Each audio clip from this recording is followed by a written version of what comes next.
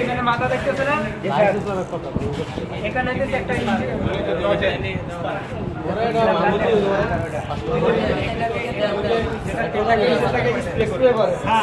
পিস্টনটা যে up down করে ওটা কই স্যার? পিস্টন এটা নিচে না স্যার, নিচে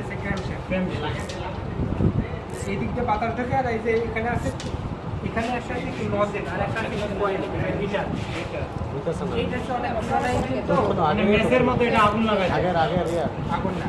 মিটারে কাজ হইতেছে, দেখা যায় শীতের সময় দেখা যায় তেলটা হালকা ঠান্ডা থাকে, তাহলে গরম হইতে চায় না। মিটারে কাজ করে কি, মিটারটা তেলটাকে উষ্ণ করে দেয়, গরম করে দেয়। স্যার পেট্রোল ইঞ্জিনটা স্যার আপনি স্পার্ক করে আগুন ধরাইতেছেন, কিন্তু এটাতে স্পার্ক তো নাই, তো এটা আগুন ধরতেছে। এটা আগের কাছে বলছেন যে স্যার আপনি ডিজেলটাকে 210 ডিগ্রি সেলসিয়াসে আগুন ধরছে, এটা অটোমেটিক্যালি আগুন ধরছে। এই যে এতটুকু বাতাস যখন এতটুকুর মধ্যে আবদ্ধ থাকে, তখন এটা 500 ডিগ্রি সেলসিয়াস তাপমাত্রা উপরে থাকে। ডিজেল হইতেছে 210 ডিগ্রি সেলসিয়াস তাপমাত্রায় নিজে নিজে আগুন জ্বলে। যখন এখানে বিস্ফোরণ করে, মানে এখানে যখন বাতাসটা থাকে আবদ্ধ অবস্থায় থাকে 500 ডিগ্রি সেলসিয়াস তাপমাত্রায়, তেলটা যখন এইখানে স্প্রে করে দেয়, স্প্রে করে দিলে এখানে অটোমেটিক আগুন ধরে আছে। আবার একটা প্রশ্ন ছিল।